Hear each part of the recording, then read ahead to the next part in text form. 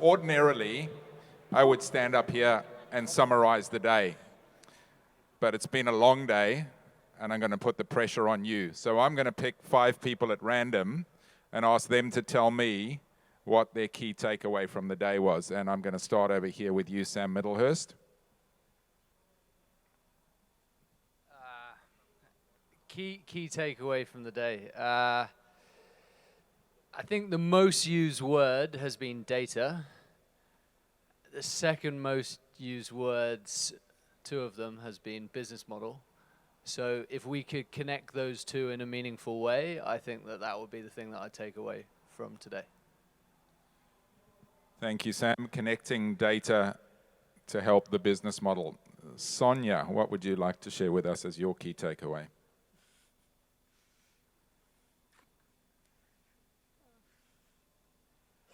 I'll come back to you.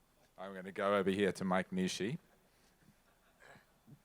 I think I keep hearing collaboration, so something that keeps sticking and was mentioned throughout throughout the day. So something in terms of collaborating with one another, getting our partners to collaborate, as well as our vendors and partners, and sharing information and how can we stack things together to make something greater.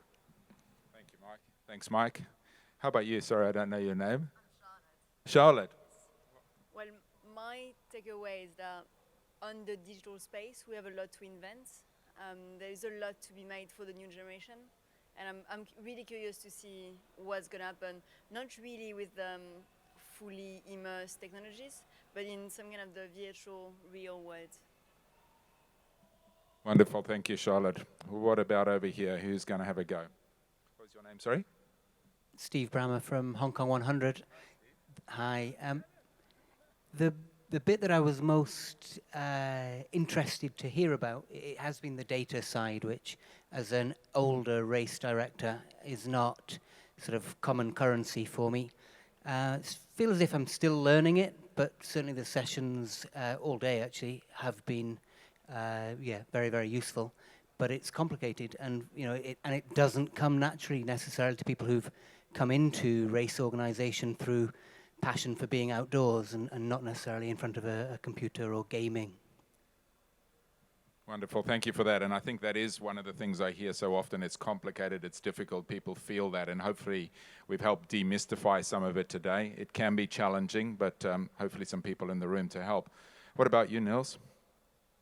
What is not told is personalization. I think a lot of individual insights with general stuff, because products, services are all general, but you can do personalization with it. Also, on your request, the options to use functionality that is easy to do personalization. So that's I learned today also in technical side, data side, also the last part about personalization. I think that's a good add-on from today. Thank you. I think personalization was the top of my list. Raj, you've spent a lot of time on the stage. You thought you were done for the day. I'm going to come back to you as the last word. I don't know what to say, actually, but I think for me, being new to the environment, the mass participation world, completely educational for one, and then the opportunities for collaboration, data, using more technology, but in a smart way, would be brilliant. I've been dreaming of building that platform, which I spoke to Neil about, which is connecting all the 8 people. Everyone knows each other. If you could just build that platform and get it out to everyone, we could have a start or something in terms of everything we want to do, and then go from there. So that's my reflection. Wonderful. Thank you so much, and thanks for a great job up there. Anyone else like to make a comment or an observation? Anyone else got a takeaway that doesn't? Jan? Thank you, Chris. I'm going to be in between Sam and Mike, because I also think that data is the most important, and it's on one hand collaboration, but I think the first one who is going to have a platform, that's really going to be a breakthrough. Thank you. I'd love to get a very different perspective here, and bear with me. Rolly's joined us from Congo in Africa, and I'd love to get your perspective of what you've heard, Rolly.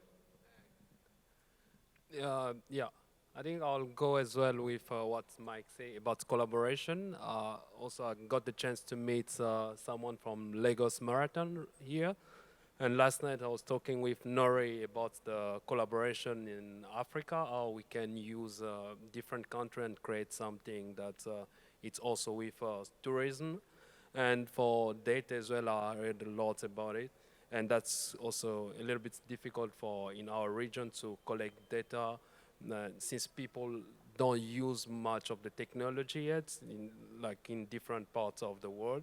So that's also like we trying to see how we can adapt it in that different region. But there were a lot of things that I took away from that.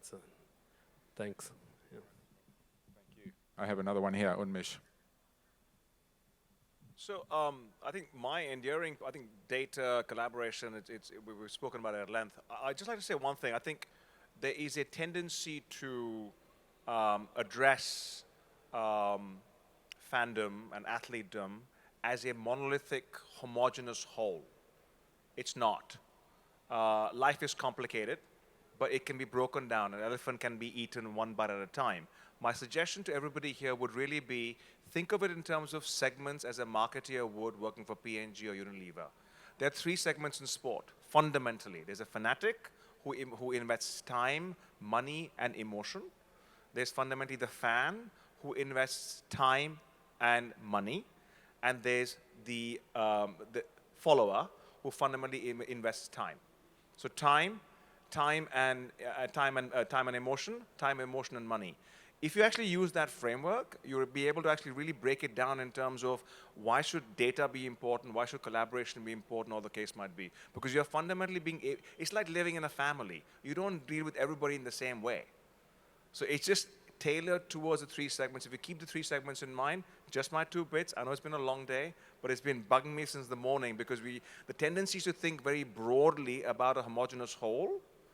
The suggestion is to actually think about it from a segment perspective because each segment's expectations are very, very different. Wonderful, thank you. Anyone else? Jason? Sure, a very interesting discussion all day long. One of the things that stuck out for me was, honestly, Chris, your very first experiment, just looking at the age range of the attendees here. And I don't think it's unique to mass participation or to this particular industry, but the need to be thinking about that next generation and how we do things differently, I just think is fundamental. And I think some of that was highlighted throughout all the conversations today, right up to the very end. Thank you. Any last takers? Anyone else? I've got a hand over here. Wonderful. What was your name, sorry? Tien. Oh, I think another aspect that was mentioned a while ago is physical activities or mass participation events are a solution, is now treated as a solution to preventive health care, to getting more people healthy.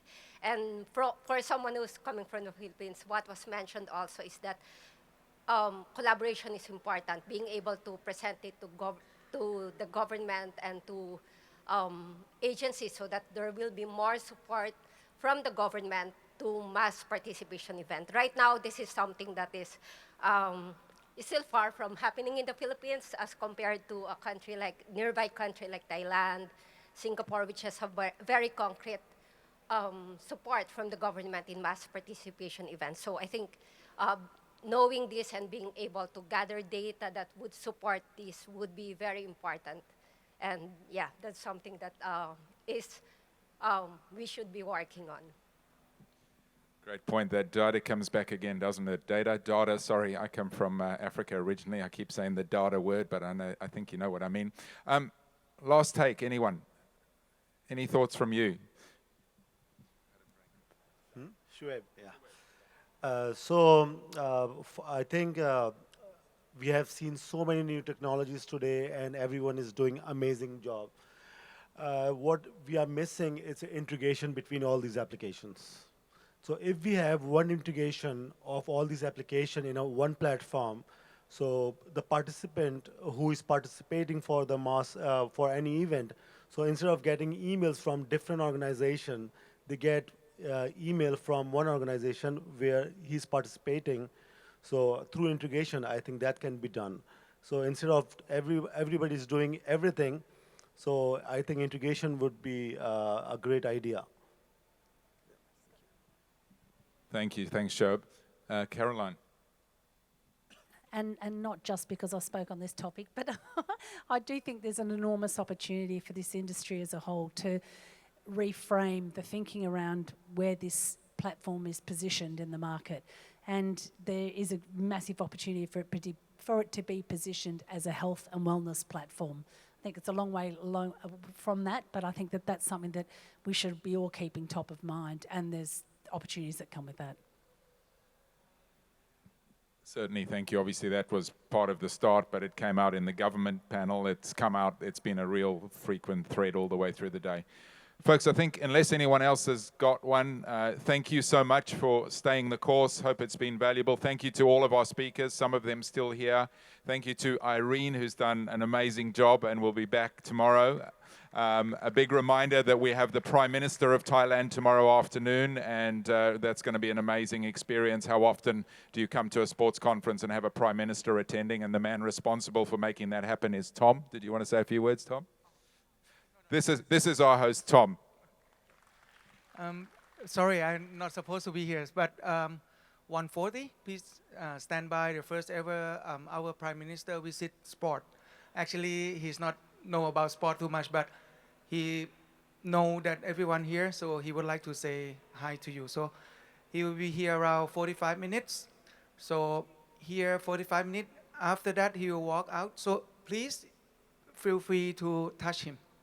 All right. So it will be, for my feeling, it will be good for our country that he know that how is your power, and it's built Thailand become next step in the future. Thank you. Thank you, Tom. Thanks for all your support. So we look forward to seeing you back 10:15 sharp tomorrow. We discovered this morning that even though we thought the mall only opened at 10, if you're wearing your accreditation, you can get in earlier.